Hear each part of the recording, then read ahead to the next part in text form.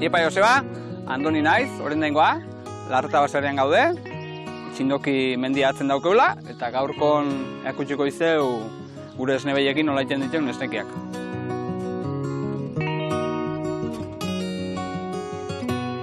Bueno, Larreta baserrien esan behar da, esnebeiek ondila beti danik, ez? Ni gure atxeta amakin ez aututxu behiak, eta amak bere garaien gaztet jezu, baina gehien bat bintzat industria behi da ateaz zuen esnea. Eta ni instalatu nintzen bai, industria behi da seginen esneako izten, eta gero guain dela 7 urte hola, nire bikote Leire eta biok, hasi ginen esnea transformatzen, jogurrak, izozkiak, eta beste hainbat produktu egiten. Momentu honetan dauzko 75 bat animali dela, gazte eta heldu, eta arraza behi da, pintoak edo frisiar arraza zen, eta baina egia Suiza arraza sartzen, jerseia, frisiar behi hori, eta pixkat mestizo behi batzuk ateatzen. Garbi eduki genuen, alimentazio aldetik hasi behar genula ekologikoa bideatzen hasi ginen, aurrena transgenikoik gabeko pentsu batekin, eta gero ja pentsu ekologiko batea pasa ginen, eta ezkenen jaten duen guztia ekologikoa da, bai pentsua, bai forrajea, eta gero etxeko belarra jaten duen, siloa egiten duena ustero, eta gero eguraldi guztien duen eginen, guain dabiltzen bezala larrea ateatzen ditu, eta horrekin elikatza ditu behiak. Bueno, ikusten ditu behiak hemen larren daudela, utziko ditu pakean, eta gu jungo gea, goizen jetzitako esneakin gazta fresko bat itea.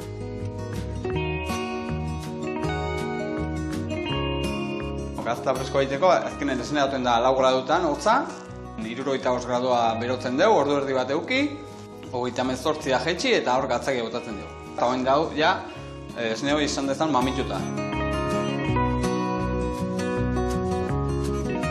Hau da, formato handi, arategitako eta kuñatan saltzeko jendeai, pixua. Txikiak ere, aizkenen, banaka-banaka denak kumargea betetzen. Dauzka saski honek zulo batzuk, txikiak berdin, eta aizkenen sueroak alde egiten dit, orduan mamia bera izan da, eta jumar da, 2 edo 3 aliz betetzen. Mamiaren arabera edo aizkenen tamaina egoki bat bilatu arte. Eta behar du ordu erdi bat dora, gero buelta ematen zaio. Bueno, gehien bat ni behian ardura daukat, behiakin ibiltzen naiz ni, gero gazta freskoa egitea tokate zaiz, baina gero jogurra, petixoa, izozkiak egiten ditu langileak eta leirek. Ikusten duzu, ja buelta bat eman dieu, 3 ordu laurdeneo pasadia eta ja untziratzeko mundu hau. Orduan bat eta bat enbasatuko dugu, ikusteko. Eta ja saltzeko pronto daude eta hemendik hozgailua sartuko dugu eta bitartean aber leirek ze kontatzea dizu.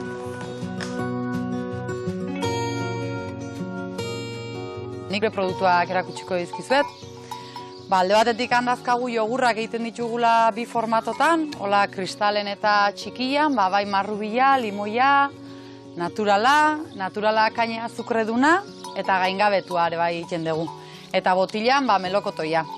Gero petixuak egiten ditugu 2 zapore, udare platano eta marrubizkoak, eta izozkiak, bain udaran asko saltzen diala, egiten ditugu 9 zapore. Formato desberdinetan bai.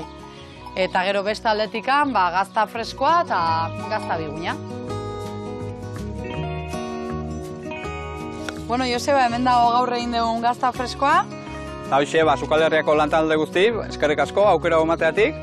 Eta gu segituko dira produktuak sortzen, da zuek produktu horrekin segi lanean, katea ez dedineten, da eskerrik asko. Aio!